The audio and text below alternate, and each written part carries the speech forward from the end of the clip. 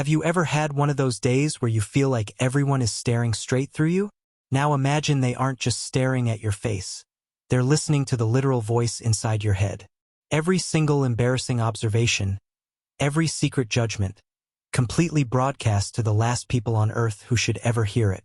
This is the story of Kai, a regular guy who, after an incredibly bad day, woke up in the body of a billionaire family's worst nightmare.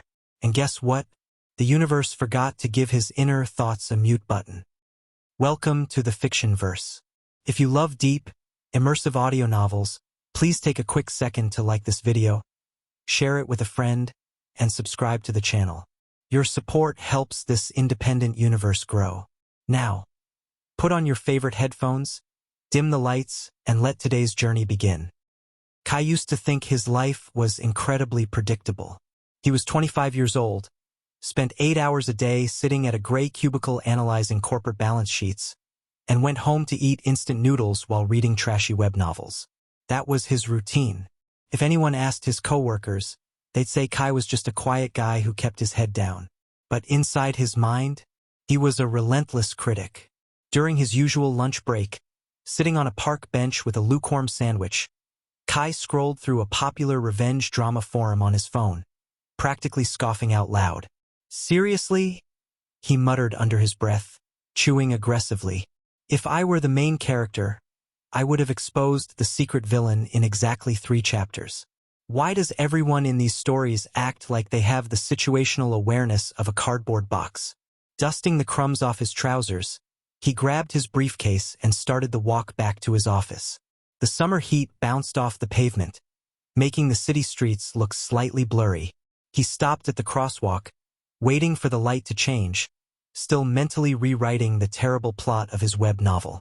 Then, everything happened in a flash. A little kid, maybe 4 or 5 years old, dropped a bright red plastic ball.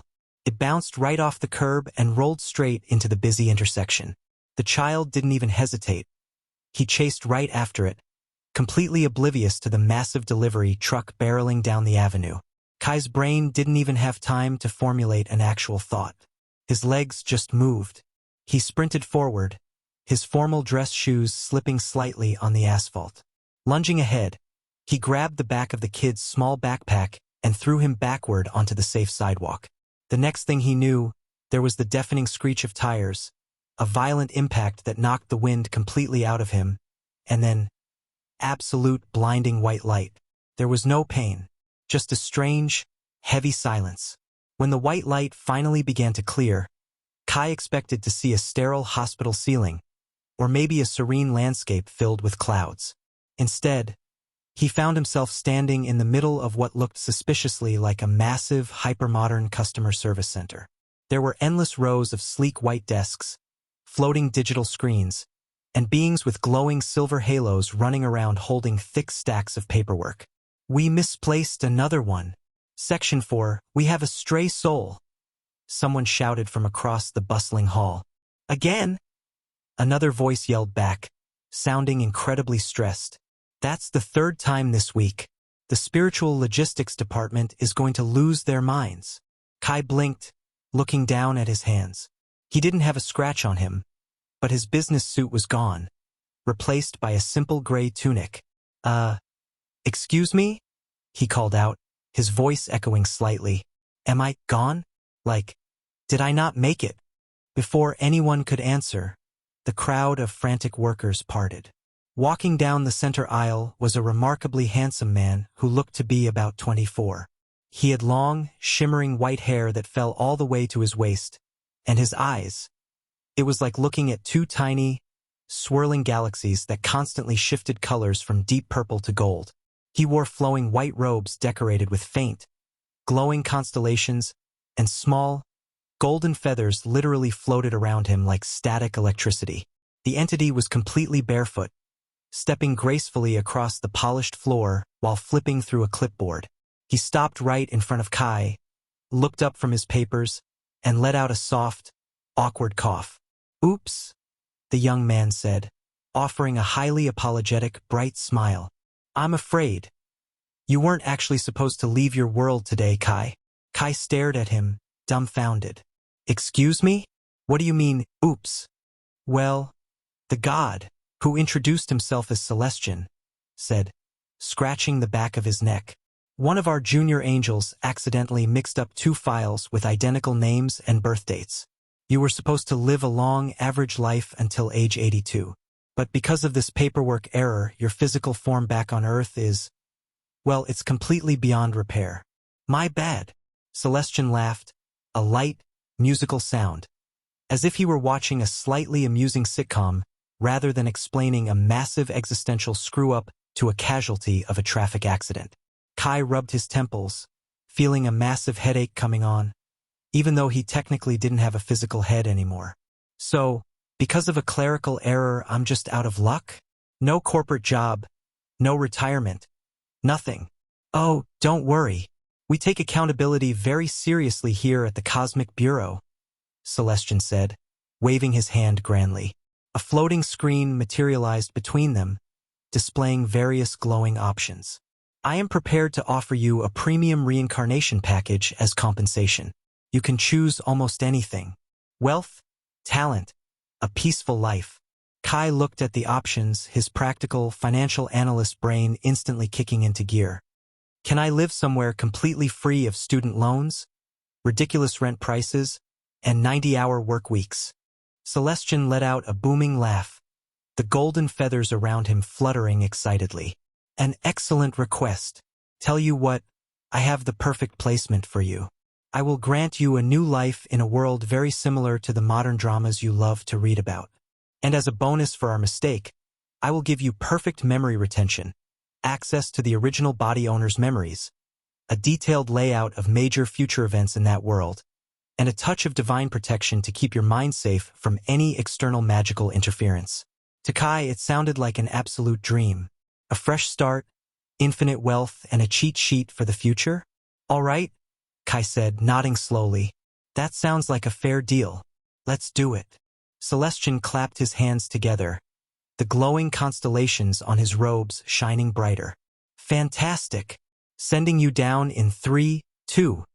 Suddenly, the deity froze, his galaxy-colored eyes widening slightly. Oh, wait, I forgot one tiny detail about that specific universe's physics. A cold sweat broke out across Kai's spiritual back. What detail? What did you forget? Celestian gave another one of his innocent, boyish whistles, refusing to look Kai directly in the eyes. So, the physical vessel you are occupying has a very rare, highly sensitive soul resonance. Because your soul is from an entirely different dimension, the integration isn't technically seamless. Explain that in plain language, please, Kai demanded, narrowing his eyes. Basically, your inner thoughts will occasionally project outward, Celestian explained, taking a small step back. Think of it like a speaker system with a minor wiring defect. Occasionally, Kai Automotive repeated, his tone dropping an octave. How occasionally? Who can hear me? Oh, people who share a genetic bond with the body, or perhaps someone with an incredibly strong destined connection to you, Celestian said, his voice fading out as a bright, golden vortex began to open beneath Kai's feet. Probably just a few words here and there. Nothing to worry about. Have a wonderful second life. Wait, get back here. Define a few words. Kai screamed, but gravity suddenly took hold, pulling him downward into the swirling golden light. Kai's eyes snapped open. The first thing he noticed was the scent, expensive lavender linen spray and high-end mahogany furniture. He sat up quickly, gasping for air, and realized he was lying in a bed large enough to fit an entire family. The room around him was massive, easily twice the size of his entire apartment back on Earth. Large floor-to-ceiling windows looked out over a perfectly manicured private estate garden. Designer clothes were thrown carelessly over velvet chairs. Luxury streetwear jackets hung from the closet doors, and a vanity table stood covered in expensive watches and rings. He scrambled out of bed and walked over to the full-length mirror. The face staring back at him wasn't his old, exhausted 25-year-old self. This guy looked 21, with naturally messy black hair accented by silver highlights that caught the morning sunlight. A few strands fell over sharp, sapphire blue eyes. He had multiple silver piercings lining his left ear, a delicate silver chain around his neck, and to Kai's absolute surprise, neatly applied black nail polish on his fingers. Despite looking like a rebellious, spoiled rock star, when Kai tentatively tried out a small smile, the expression looked unexpectedly soft. Instantly, a massive wave of information flooded his brain. The original owner's memories were integrating. The body belonged to Adrian Vale, the youngest son of the prestigious Vale family, one of the wealthiest business dynasties in the country. But Adrian wasn't a corporate prodigy. He was the ultimate black sheep. A public playboy, a reckless spender, someone who skipped every important company meeting, got into highly publicized nightclub scandals weekly, and spent his time drinking alone. In fact, the original Adrian had passed away quietly in this very bed the night before after completely overdoing it with alcohol during a solo pity party. Kai took a deep, steadying breath, looking at his new reflection. "Wonderful," he whispered. "I've possessed a literal textbook disaster." Before Kai could even finish processing Adrian's chaotic life, a sharp flash of gold light echoed in his mind. Celestian's promise of future memories officially activated, playing inside his head like a high-definition movie on fast forward. But it wasn't a comedy. It was a complete tragedy. He saw images of a man with neatly styled brown hair and a polite, trustworthy smile. Nathan Vale, Adrian's cousin. Kai watched him secretly printing out forged corporate documents, framing the eldest brother, Lucas, for insider trading and sending him straight to a holding cell. Then the scene shifted. He saw Nathan subtly slipping a strange, clear liquid into an elegant teacup, serving it to the terrifying but deeply loving patriarch, Grandpa Victor. The old man suffered a massive health collapse weeks later. From there, the dominoes fell rapidly. The Vale Corporation collapsed under a mountain of engineered debt and public scandals. Their longtime business rivals, the Ashford family, led by a ruthless, golden-eyed CEO named Damien, completely crushed what was left of the company in a brutal corporate war. By the end of the timeline, the entire Vale family was completely ruined, scattered, and broken. The vision faded, leaving him standing in the quiet, luxurious bedroom, his heart hammering against his ribs. Kai looked down at his black-painted fingernails, a cold, sharp determination settling over him. He wasn't just a passive observer anymore.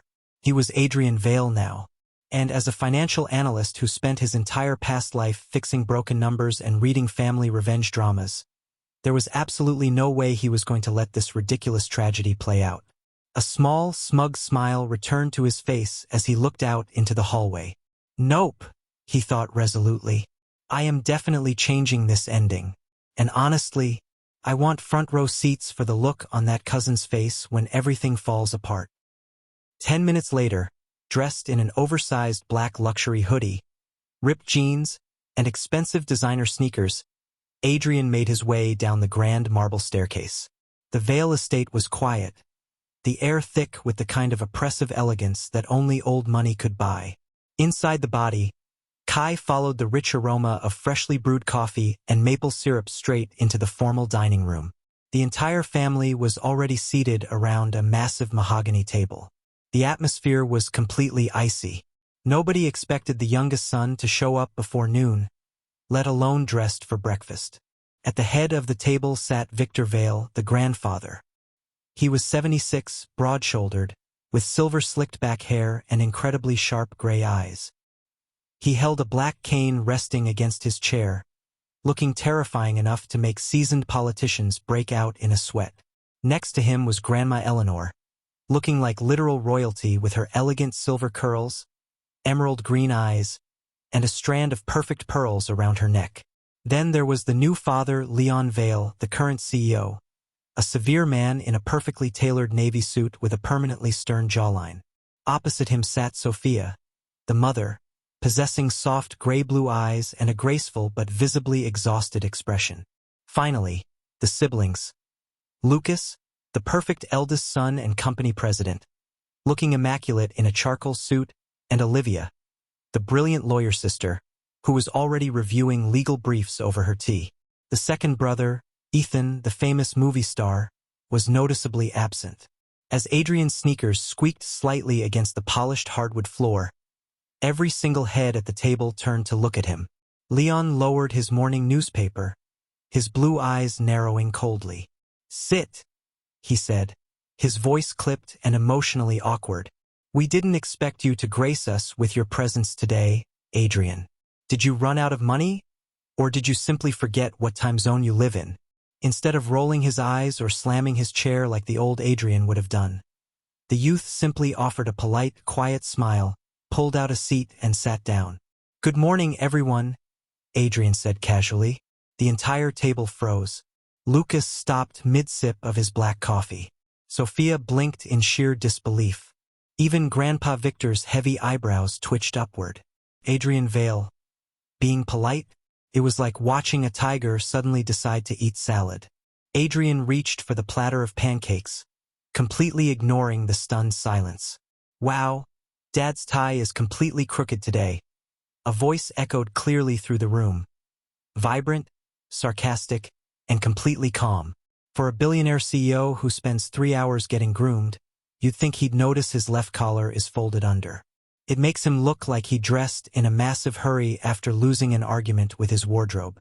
Leon's hand instantly flew to his neck. His fingers found the folded collar, and he unconsciously straightened his tie, his face turning an incredibly dark shade of red. He looked around the table, completely bewildered. Adrian poured a generous amount of maple syrup over his plate, entirely unaware of what had just happened. "Mom looks absolutely exhausted," the inner voice continued, dripping with a soft, genuine sympathy. "Look at those faint, dark circles under her eyes. She probably stayed up until 3 a.m. worrying about the foundation gala again, or maybe she's just tired of living with a house full of walking blocks of ice. Someone should really brew her that chamomile tea she likes." Sophia completely froze, her fork hovering a few inches from her plate. Her soft eyes widened as she stared directly at her youngest son, a sudden warmth flushing through her cheeks. "And Grandpa." "Oh my God," Adrian thought, suppressing a mental laugh as he glanced toward the head of the table. He's pretending to read the financial Wall Street reports, but he secretly added 3 heavy sugar cubes to his tea when Grandma wasn't looking. His doctor is going to absolutely lose his mind during the checkup next Tuesday. "Keep living dangerously, old man." Victor suddenly let out a massive, violent cough, clearing his throat so loudly that the silverware rattled. He quickly pushed his teacup away, his sharp gray eyes darting between his grandson and his wife. The entire dining room descended into a heavy, suffocating silence. Nobody was eating. Everyone was simply staring at Adrian with expressions ranging from absolute terror to complete confusion. The young man happily cut a piece of pancake, popped it into his mouth, and chewed contentedly. The food here was spectacular. Lucas, sitting directly across from the table, was gripping his fountain pen so tightly his knuckles were turning white. His disciplined, perfectionist brain was working at 1,000,000 miles an hour. "Did I just imagine that?" Lucas thought, his gray-blue eyes scanning the room. "I must be severely sleep-deprived. There is no way I just heard Adrian's voice inside my head. And why is he eating so neatly? Usually, he shoves food down like he's trying to catch a flight to a nightclub." Right on cue, Adrian's inner monologue fired back up as he reached for the orange juice. "Speaking of walking blocks of ice, my dear eldest brother definitely slept in his office lounge again last night," Adrian thought, glancing casually at his brother's perfectly pressed shirt. The starch is stiff, but he has that exact slight twitch in his left eyelid that happens when he uses a terrible leather couch as a pillow. Imagine being a multi-billionaire president and refusing to buy a decent mattress for your office. What a tragic workaholic. Lucas's hand shook so violently, he almost dropped his fork entirely against the porcelain plate.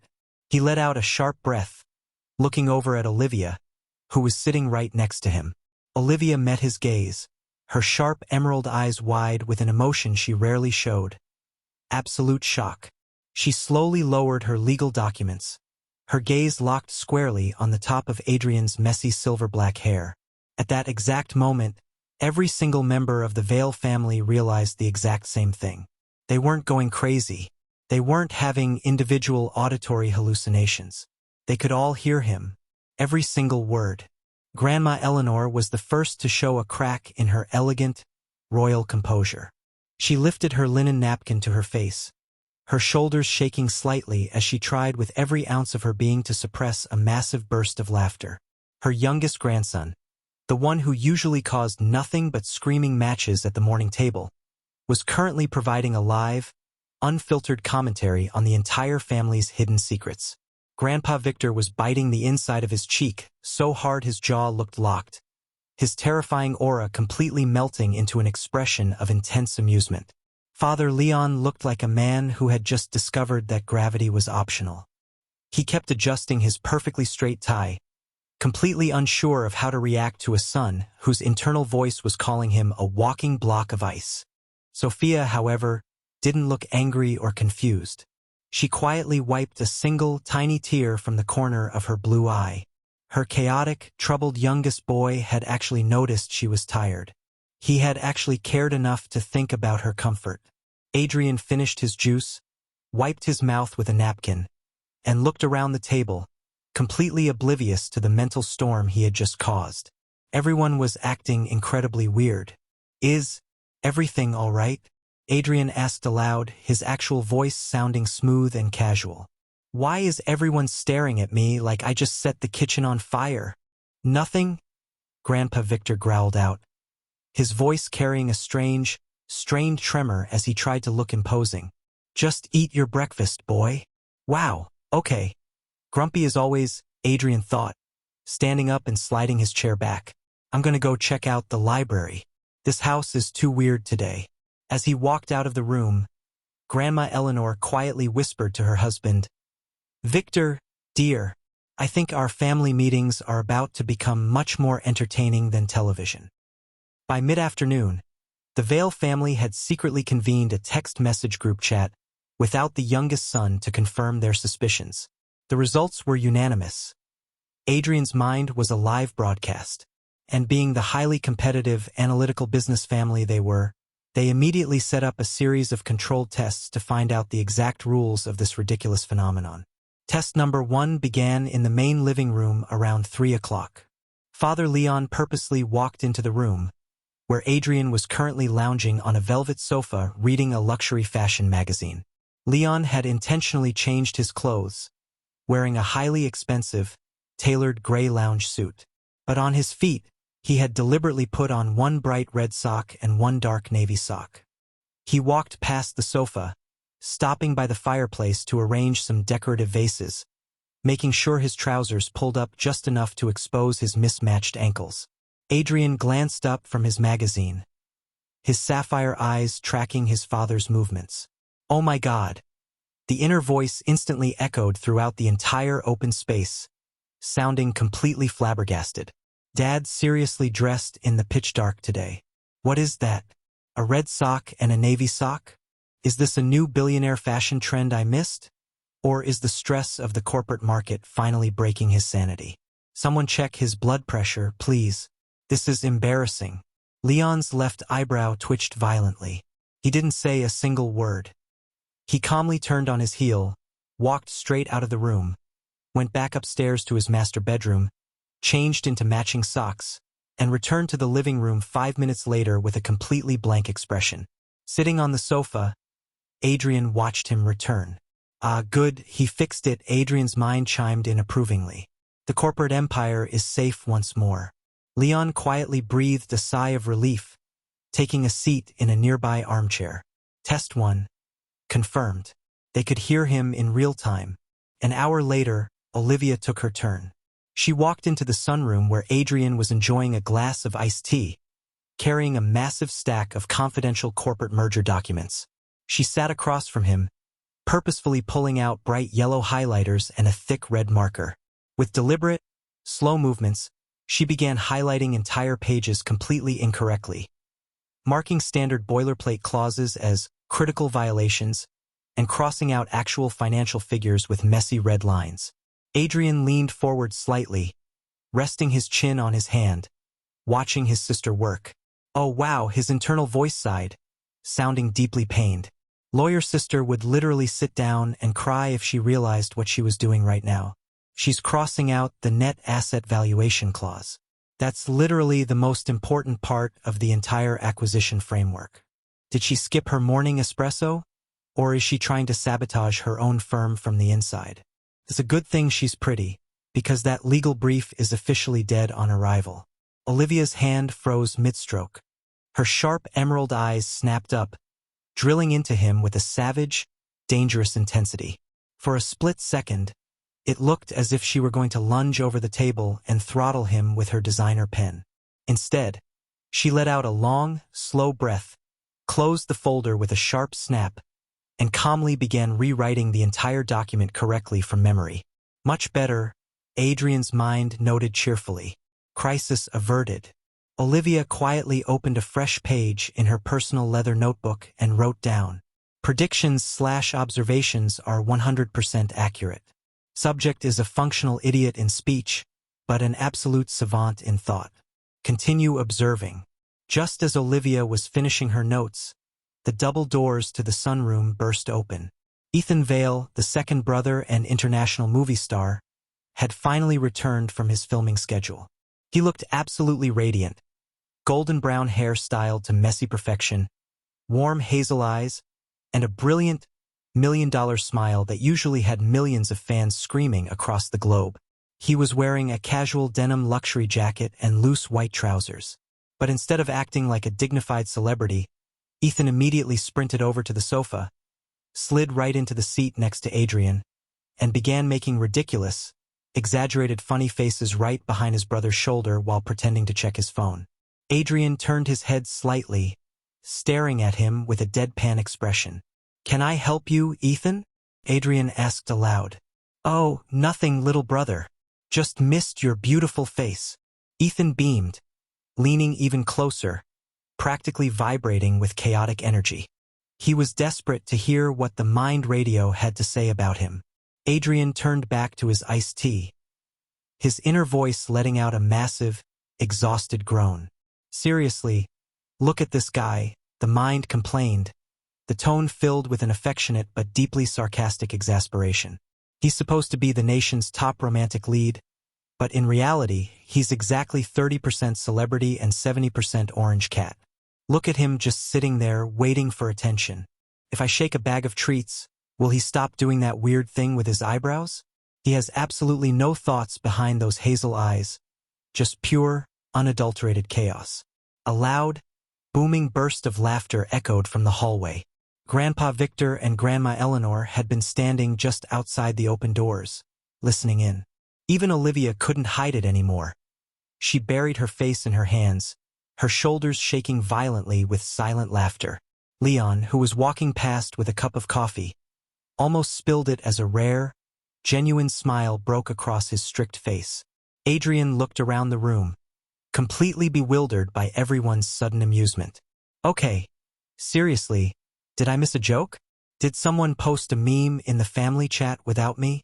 "Don't worry about it, Adrian," Ethan choked out, wrapping a heavy arm around his brother's shoulders, his eyes bright with pure joy. He absolutely loved this. "You're doing great, buddy. Just keep doing exactly what you're doing." "Yeah, definitely an orange cat," Adrian's mind concluded. The light atmosphere of the afternoon evaporated completely by nightfall. According to the original timeline, today was the annual Vale family autumn tea ceremony, a private gathering held in the traditional pavilion in the center of the estate's massive gardens. It was a formal event where only immediate family and close relatives were invited. And most importantly, it was the exact day Nathan Vale, the fake cousin, made his first move to destroy the family. As the family walked out to the elegant glass-walled pavilion surrounded by blooming white jasmine bushes, Adrian could feel his analytical brain going into overdrive. The memories Celestian had given him were vivid. In the original timeline, Nathan used this exact ceremony to introduce a slow-acting, highly sophisticated chemical compound into Grandpa Victor's private tea blend. It didn't mimic a standard poison. It looked like a gradual natural health decline, eventually leaving the old man weak, bedridden, and unable to protect his children when Nathan launched his corporate coup months later. They took their seats around the low, polished stone table. Traditional porcelain cups were laid out beautifully. A few moments later, Nathan Vale arrived.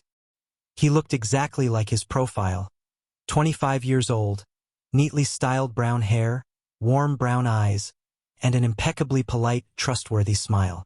He wore a simple, elegant traditional linen suit, looking like the embodiment of a filial, respectful nephew. "Good afternoon, grandfather, grandmother," Nathan said, bowing gracefully before taking his seat near the tea set. "I took the liberty of preparing the special aged poor tea today. I know how much grandfather's joints ache when the autumn weather starts to set in."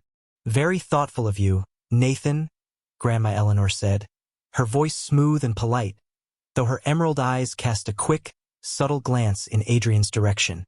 Adrian sat quietly, his hands tucked into the pockets of his oversized hoodie, watching Nathan's every movement like a hawk. Nathan smiled warmly, lifting the heavy clay teapot. He poured the deep amber liquid into each cup with practiced, elegant motions. But Adrian's eyes didn't look at the pot. He looked at his cousin's long fingers. As Nathan reached for Grandpa Victor's specific, dragon-carved porcelain cup, his thumb subtly brushed against the inner rim, releasing a tiny, microscopic drop of clear liquid from a hollow ring worn on his pinky finger. It was an incredibly fast, professional move. To the naked eye, it was completely invisible. Inside the body, Kai's heart slammed against his ribs. The timeline was happening exactly as predicted. "Wait! Wait! Wait!" Adrian's inner voice suddenly erupted, screaming inside everyone's heads like a fire alarm. "Stop! Wrong cup! Holy scandal! It's happening right now!" Every single member of the Vale family, Victor, Eleanor, Leon, Lucas, Olivia, and Ethan, instantly tensed, their muscles locking up simultaneously. Lucas's eyes narrowed into slits. Father Leon's hands clenched into tight fists beneath the table. Nathan, completely oblivious to the mental alarm system blasting through the room, politely slid the dragon-carved cup right in front of Grandpa Victor. "Here you go, grandfather. Please drink it while it's perfectly warm." "Don't drink that, you old man." Adrian's mind screamed in pure panic, his sapphire eyes staring wide-eyed at the cup. Nathan literally just switched the cups. He dropped a slow-acting health destroyer from his pinky ring into the tea. If Grandpa drinks that, his health is going to completely collapse over the next 3 months, and Nathan is going to use the chaos to frame Lucas and bankrupt the entire company. This snake is actually trying to ruin us over a cup of tea. Someone throw the cup. Kick the table. Do something. Grandma Eleanor didn't lose her composure for even a second. With the grace of a literal queen, she reached out her delicate, pearl-adorned hand, smoothly sliding her own plain porcelain cup forward and sweeping Grandpa Victor's dragon cup right out from under his fingers. "Oh, dear," Eleanor said with a warm, gentle smile. Her eyes locked onto Nathan's freezing face. "You know, Nathan, my throat feels terribly dry today, and I've always been quite fond of the dragon-carved design.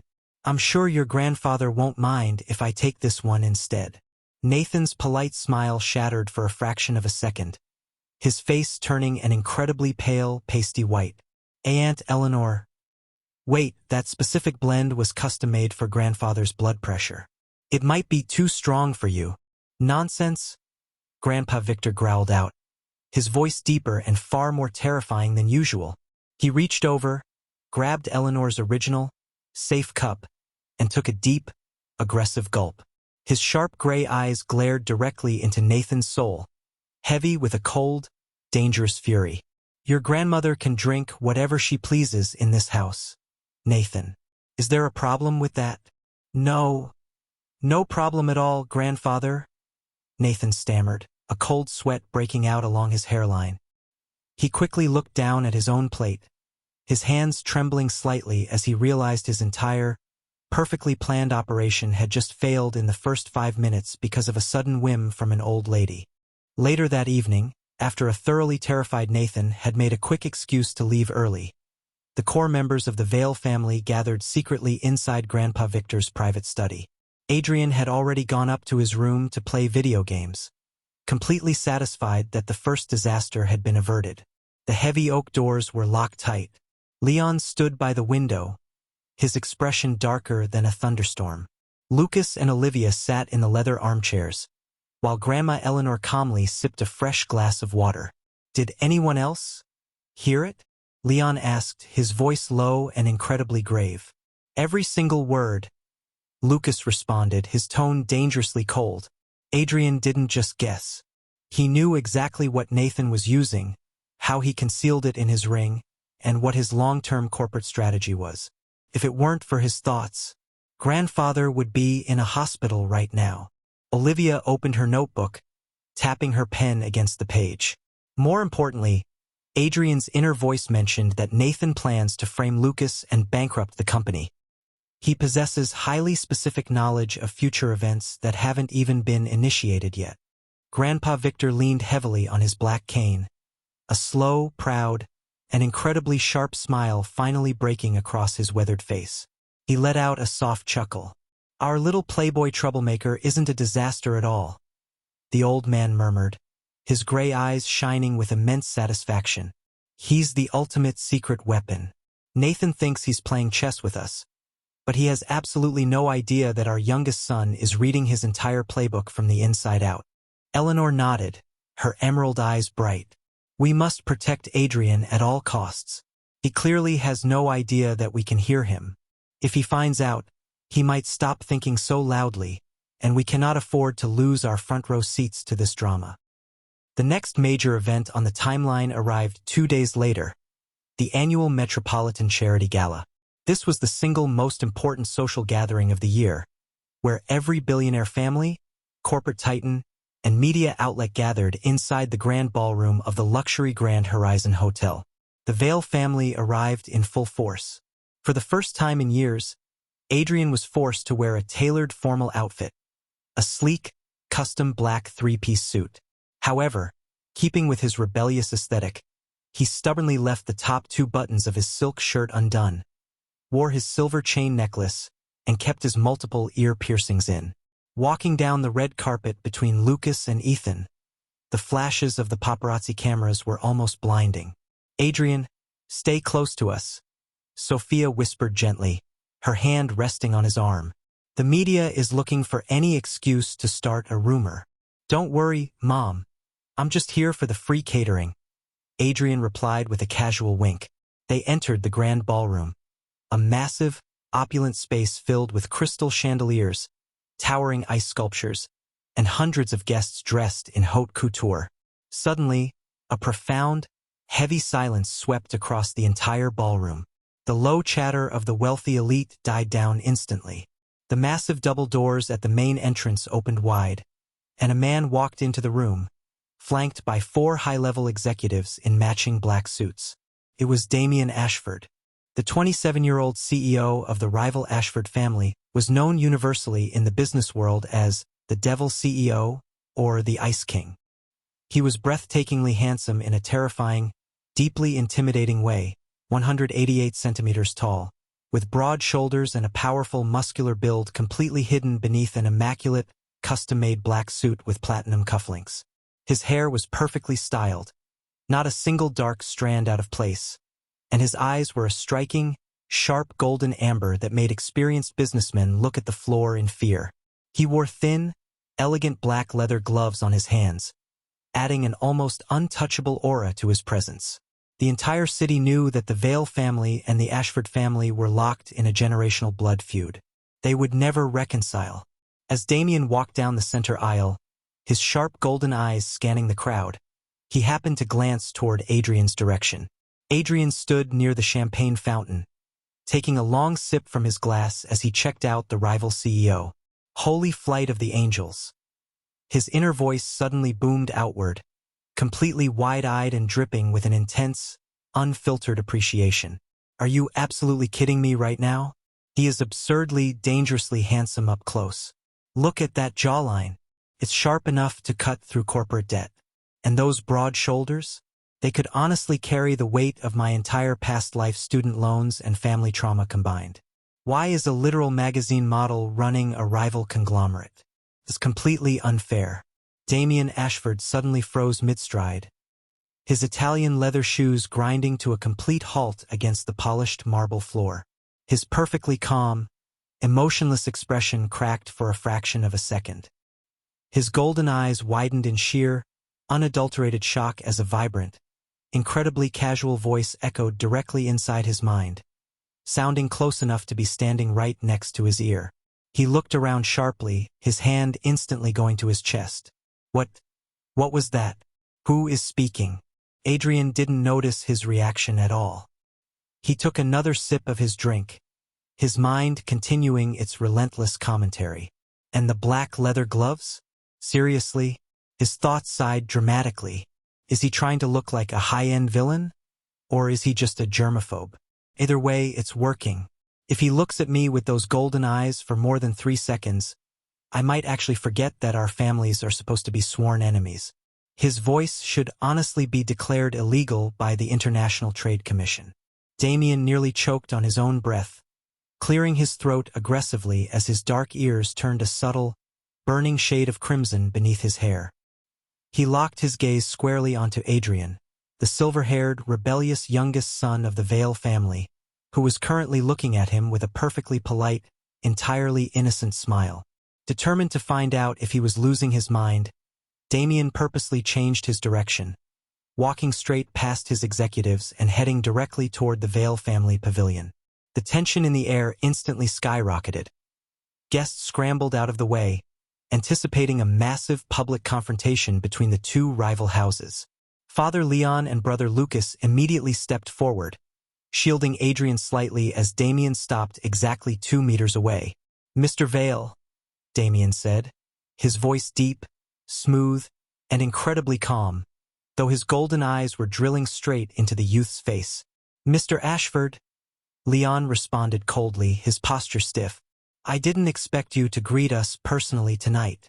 Adrian peered out from behind Lucas's shoulder, offering a small, polite nod. "Good evening, Mr. Ashford." "Oh my God." Up close his voice is even deeper. Adrian's mind instantly broadcasted, practically vibrating with a completely casual, internal screaming. It's like listening to a premium dark chocolate audio narration. If this corporate empire thing doesn't work out for him, he has a massive career ahead of him in late-night radio. How does someone even breathe that handsomely? It's a total statistical anomaly. Damien's jaw visibly tightened as he tried with every ounce of his legendary willpower to maintain his cold, emotionless, Ice King persona. He gripped his platinum cane slightly tighter, his gaze locked onto Adrian's sapphire eyes. "I merely wanted to welcome the Vale family to the gala," Damien said slowly, his voice carrying a slight, hidden tremor that only his closest assistants could detect. "I hope your youngest son enjoys the catering tonight." "Thank you, I definitely will," Adrian replied aloud, completely casual. Damien spent the entire rest of the evening standing near the VIP lounge, completely confused, intensely distracted, and utterly unable to take his eyes off Adrian. "Why can I hear him?" the ruthless CEO thought, his heart beating a little faster than usual. And what on earth is an audio narration? As the charity gala transitioned into the main social hour, another major player from the future timeline made her grand entrance. Lena Carter, 23 years old, long blonde hair styled in soft, innocent curls, big blue eyes, and wearing a pristine, sweet designer white dress that made her look like a literal angel. Publicly, she was Adrian's self-proclaimed fiancée, a match pushed by secondary relatives to bind the families. In reality, according to Adrian's future memories, she was a professional actress working entirely under Nathan's payroll to manipulate public opinion, isolate Adrian from his family, and gain access to the Vale wealth. She spotted Adrian from across the room and immediately began her approach, her face twisting into an expression of deep, dramatic concern. As she neared their table, she purposefully caught the heel of her high-end stiletto on the edge of a carpet runner. With a sharp, delicate gasp, she tumbled forward, throwing her hands out right toward Adrian's chest. Having anticipated this exact cliché move from Chapter 4 of the original timeline, Adrian moved smoothly. He reached out, grabbed her firmly by the elbows, and safely stabilized her before she could touch his suit or cause a scene. "Careful there, Lena," Adrian said, his actual voice smooth and perfectly polite. "The floors are quite slippery tonight. Oh, girl. Please," his inner voice instantly sighed, letting out a massive mental yawn that echoed through the minds of everyone nearby, including the entire Vale family and Damien Ashford, who was standing exactly 8 meters away by a pillar. "You practiced that exact trip in front of a mirror at least 50 times this morning. The angle of the fall was way too deliberate, and you didn't even drop your designer clutch. That's a solid 2 out of 10 for execution. Next time, try to look actually surprised." Ethan, standing nearby, had to quickly turn around and bite his own arm to prevent himself from roaring with laughter. Olivia let out a soft, sharp cough into her champagne glass. Lena quickly smoothed down her white dress, her lower lip trembling beautifully as she looked up at Adrian with large, watery blue eyes. "Oh, Adrian, thank you for catching me. I was just so worried about you. I heard rumors that you were drinking alone again last night. You know how much it breaks my heart when you ruin your reputation like this. Your family, they just don't understand how sensitive you really are." She reached out to touch his cheek, her acting absolutely flawless to the surrounding crowd, who began whispering about how sweet and devoted she was to the ruined playboy. Nathan quietly stepped into the frame, nodding smoothly. "Yes, Adrian. Lena has been completely beside herself with worry. You really shouldn't neglect her affection." Adrian kept his polite, smug smile firmly in place, not flinching an inch. "Wow, an absolute Oscar-worthy performance." Adrian's mind clapped sarcastically, the tone incredibly dry. "She's trying to subtly suggest to the entire ballroom that my family abuses me and that I'm an unstable alcoholic." Meanwhile, Nathan is standing right there acting like the supportive cousin. In reality, these two literal clowns went to a luxury French restaurant together on Tuesday night to celebrate their upcoming inheritance theft. "I literally have the bank receipts memorized, you absolute snakes." Nathan's polite smile completely collapsed into a frozen mask of pure terror. His eyes darted around the room, realization striking him like a lightning bolt as he noticed Father Leon and Brother Lucas staring down at him with expressions of cold, murderous rage. Lena, completely unaware of the mental broadcast, continued her tearful speech. "Adrian, please, let's leave this noisy gala. Come away with me to the terrace where we can talk privately, away from all this judgment. You'd survive exactly 3 episodes in my old world's historical revenge dramas before getting tossed into a well." His mind thought, a sudden wave of deep, historical comparison washing through Adrian's thoughts. "Compared to the high-level corporate warfare I used to analyze back in my past life, this low-grade White Lotus acting is completely laughable." Suddenly, the transmission went completely dead. Inside the minds of the Vale family and Damien Ashford, the vibrant, sarcastic voice of Adrian abruptly vanished. In its place was a heavy, profound silence, like a radio station suddenly losing its signal and emitting a faint, quiet static. "What happened?" Lucas thought, blinking sharply. Where did his voice go? Damien Ashford wondered, taking a sudden step forward from his pillar, his golden eyes narrowing as he tried to catch the transmission again. After about 5 seconds, Adrian's eyes blinked, and he looked down at Lena with a simple, pleasant expression. "Oh, look, a tray of mini lobster rolls is coming out from the kitchen." His inner voice suddenly returned, completely shifting topics without a single trace of the previous strange words. "I'm definitely going to grab 3 of those before Ethan eats them all." The family collectively breathed a quiet sigh of relief. They looked at each other, silently coming to the same conclusion. "Oh, he just got distracted by food. Classic Adrian." They completely assumed that his chaotic brain had simply drifted off topic, entirely unaware that Celestian's divine protection rule had just automatically censored his memories of Earth and reincarnation, leaving them completely in the dark about his true identity.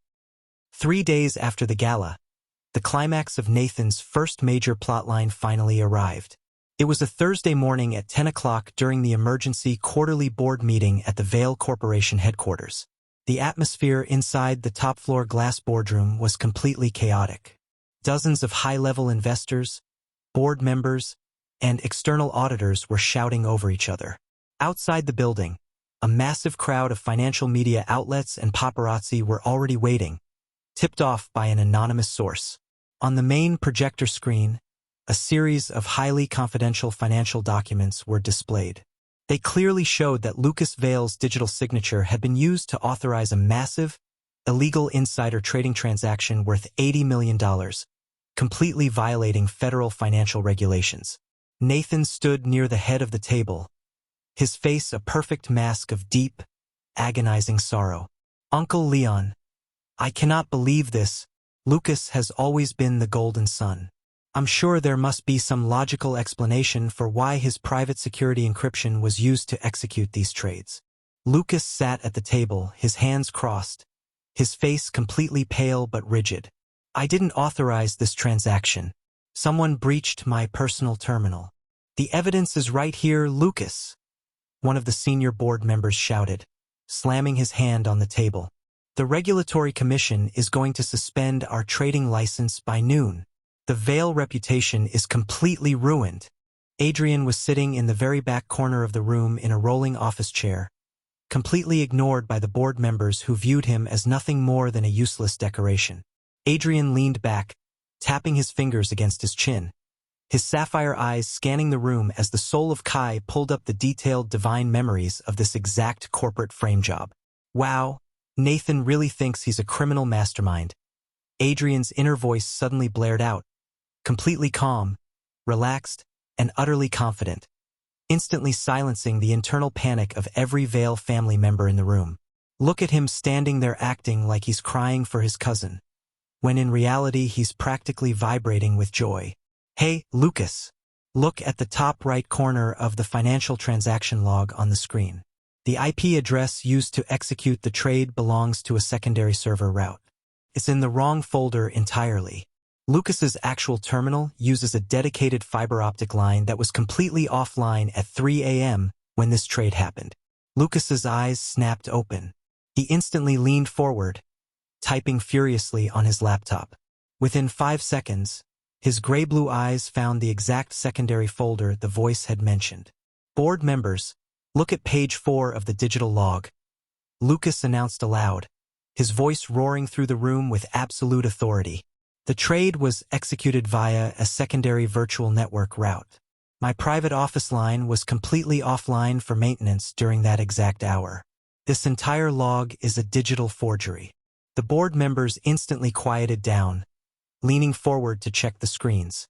Nathan's breath hitched, his hands trembling slightly as he clutched his notepad. "Oh, but wait, it gets better," Adrian's mind continued, a smug, highly satisfied tone echoing through their heads. "Olivia, check the digital printer logs from the administrative wing on the 3rd floor from yesterday at 6 p.m.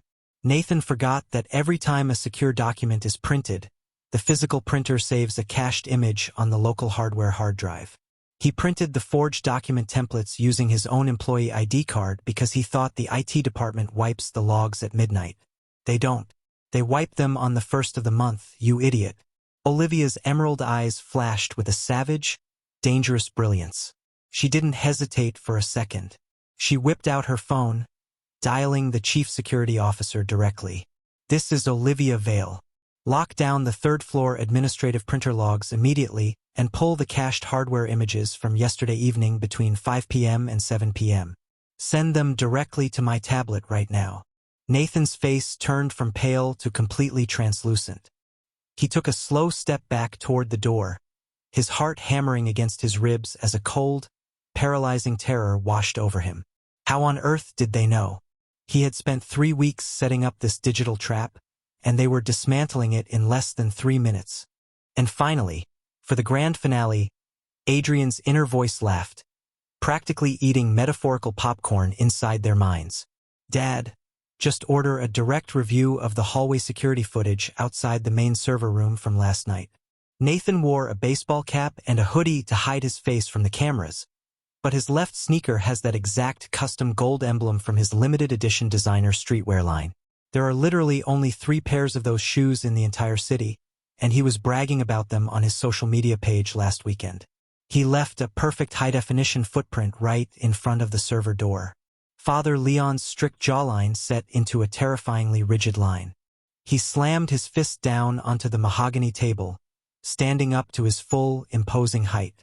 "Security!" Leon roared into the room's intercom. "Bring up the high-definition security footage from the server room corridor from last night. Cross-reference the footwear worn by the intruder with Nathan Vale's current social media records. And call the authorities. We have an insider threat in this room." Nathan completely collapsed back into his chair, his knees buckling beneath him as the double doors of the boardroom burst open, revealing 4 heavy corporate security guards accompanied by 2 uniformed police officers who had already been stationed downstairs. The entire board watched in absolute shock as the evidence was compiled within minutes. The printer logs, the IP address route, and the high-definition footage of Nathan's designer sneakers completely sealing his fate. "Nathan Vale, you are under investigation for corporate espionage, forgery, and grand fraud," the lead officer stated coldly, stepping forward and securing the heavy metal locks around the young man's wrists. "Grandfather, Uncle Leon, please, this is a mistake. I was set up." Nathan screamed frantically, his polite, trustworthy facade completely shattering into an ugly, weeping mess as he was dragged out of the glass boardroom in front of the entire executive team. As the doors closed behind the traitor, the entire Vale family quietly turned their heads, looking back toward the corner of the room. Adrian was currently spinning around in his rolling chair, a highly entertained, bright smile on his face as he hummed a little tune under his breath. "Ha ha ha, wow, that was better than any television drama I ever watched."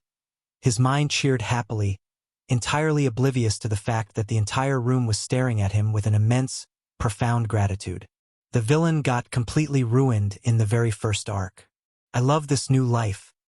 An hour later, after the media outside had been completely handled and the board meeting officially adjourned with the Vale family's reputation entirely restored, Adrian walked out onto the grand open-air plaza just outside the corporate headquarters to catch some fresh air. The autumn breeze was cool, rustling his messy silver-black hair as he leaned against the sleek glass railing, looking out over the sprawling skyline of the city. A slow, deliberate step echoed behind him. Adrian turned his head slightly, his sapphire eyes widening in surprise as he saw Damien Ashford walking out onto the plaza, his hands tucked casually into the pockets of his long black winter coat. The rival CEO had completely shed his executive entourage, standing entirely alone. Neither of them spoke for a long moment, the quiet hum of the city traffic drifting up from below. "Wait, he's here too?" Adrian's inner voice whispered, a sudden, soft flutter echoing in his thoughts. He looked so intense during the charity gala, but right now, beneath the afternoon sunlight, he looks incredibly calm. And wait, did he just smile? Hold on, the Ice King is actually capable of smiling? That should honestly be a public safety hazard. It's dangerously, absurdly attractive. Damien, standing exactly 3 meters away, felt his heart skip a violent beat as the vibrant, casual thoughts broadcasted straight into his mind. He couldn't help it. A small, genuine, and incredibly soft smile broke across his defined jawline, his golden amber eyes turning to look directly at the youth. "Oh no," Adrian's mind internally screamed in pure, unadulterated panic, his cheeks instantly flushing a deep, burning pink. "He's even cuter when he actually smiles. Look at those dimples. The universe is definitely trying to test my sanity today." "Turn away, Adrian. Look at the sky. Look at a bird. Look at anything else." Damien silently turned his head away, clearing his throat softly as his own ears turned completely red under his dark hair. He adjusted his silk tie, his smooth, deep voice carrying a hidden warmth as he spoke aloud to the empty plaza. "The weather is quite nice today, isn't it, Adrian?" "Yeah," Adrian replied aloud, his physical voice small and suddenly shy as he looked down at his black-painted fingernails. "Yeah, it really is." Deep within the shadows of the city, inside the massive, hypermodern top-floor office of Crane Holdings, a completely different atmosphere prevailed. Harold Crane, the 56-year-old true mastermind of the corporate underworld, sat behind a massive black marble desk. He had slick salt and pepper hair, cold gray eyes, and an expensive silver cane resting against his chair. On the massive digital screens lining his wall, a live security playback of the Vale Corporation boardroom was playing, showing Nathan being dragged away in chains. The office doors opened, and a trembling, terrified assistant walked into the room, kneeling quickly on the plush carpet. And Mr. Crane, Nathan has completely failed. The Vale family anticipated every single move.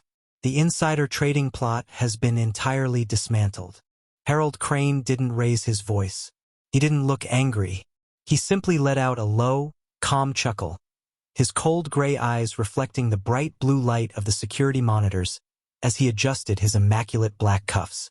"How interesting," Harold murmured, a slow, calculating, and deeply dangerous smile spreading across his face. Nathan was merely a disposable pawn, but for the entire Vale family to react with such flawless, supernatural precision. Someone is feeding them information from the dark. He stood up, walking slowly toward the massive glass window overlooking the entire city skyline, his cane tapping rhythmically against the floor. Leon may have saved his family from this first trap, but a single stroke of luck won't save their empire, Harold whispered, his voice dripping with a cold, terrifying malice as he stared down at the twinkling city below. "Let's see how well the Vales can protect what is theirs when I stop playing by the rules of the boardroom entirely. Let's see how safe they are when the entire city starts to burn." And that brings us to the end of part 1. Trust me, you aren't going to want to miss how the Vales, the Ashfords, and Adrian handle the storm ahead when part 2 drops right here on the channel very soon. Thank you for tuning into the Fictionverse. If you enjoyed this chapter, please hit that like button, share, and subscribe so you're ready the second the finale goes live. Until next time, stay cozy and take care.